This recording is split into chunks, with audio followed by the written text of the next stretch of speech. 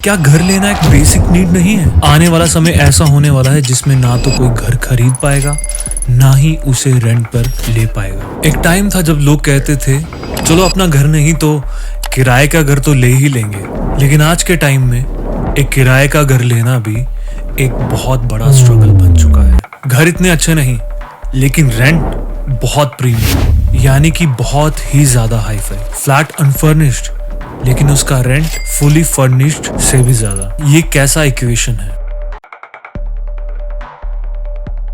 मुंबई, दिल्ली, बैंगलोर, हैदराबाद, सब जगह एक ही जैसा हाल है। फ्लैट्स की डिमांड काफी ज्यादा है, लेकिन सप्लाई बहुत कम है और रेंट लोगों की जेब के बाहर। 1 BHK का रेंट 25,000 से 35,000 तक पहुंच गया है, और ये मैं नॉर्मल एरियाज तक की बात कर रहा हूँ। बिना फर्नीचर के एडवांस अलग और ब्रोकर का पैसा अलग, और क्वालिटी छोटा सा कमरा और बहुत ही पुअरली मेंटेन्ड। लेकिन इतना रेंट क्यों बढ़ रहा है? क्या इसके रीजंस ये हो सकते हैं? वर्क फ्रॉम ऑफिस वापस आ गया है, लोग अपने घरों से वापस उन सिटीज में आ चुके हैं, नए अफोर्डेबल फ्लैट्स नहीं बन रहे, सप्लाई कम है, लैंडलॉर्ड्स को इन्फ्लेशन का बहाना मिल गया है, बोलते हैं सब कुछ महंगा हो गया है इसलिए रेंट भी बढ़ेंगे। डिमांड इतनी ज्यादा बढ़ गई है कि ठीक है, अगर आपने नहीं लेना तो कोई और आकर ले लेगा। क्या कुछ यही रीजंस है जिसकी वजह से एक बहाना मिल गया है रेंट को इतना ज्यादा बढ़ाने का?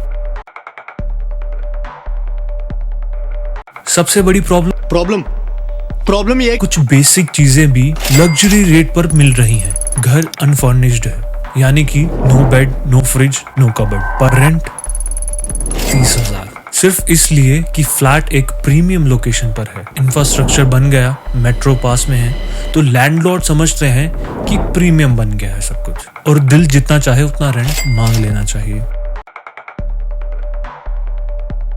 रेडिट पे सोशल मीडिया पर लोग अपने एक्सपीरियंसेस शेयर कर रहे हैं। 100 स्क्वायर फीट रूम का रेंट 20,000, 3 महीने का एडवांस प्लस 1 महीने का ब्रोकरेज, और हर रिन्यूअल पर नए ब्रोकर का पैसा। लोगों ने बोला हमें घर नहीं, एक नया फाइनेंशियल ट्रैप मिल रहा है। अब सवाल ये उठता है कि गवर्नमेंट कुछ क्यों नहीं कर रही? क्योंकि रेंट कंट्रोल लॉस आउटडेटेड है, डेवलपर्स और ब्रोकर्स के पास ज्यादा पावर है, और जब तक आवाज नहीं उठती उनके लिए सब नॉर्मल मार्केट कंडीशन जैसा ही है। हर सिटी में एक फेयर रेंट कैप होना चाहिए, हालांकि मैं तो कहता हूँ कॉप होना चाहिए। ब्रोकर्स को लाइसेंस और लिमिट होना चाहिए। Government run rental housing schemes होनी चाहिए, जहां एक मिडिल क्लास भी स्टे कर सके। हर एक रेंट एग्रीमेंट ट्रांसपेरेंट और लीगल होना चाहिए। क्या घर लेना एक बेसिक नीड नहीं है? ये आज एक प्रिविलेज बन चुकी है।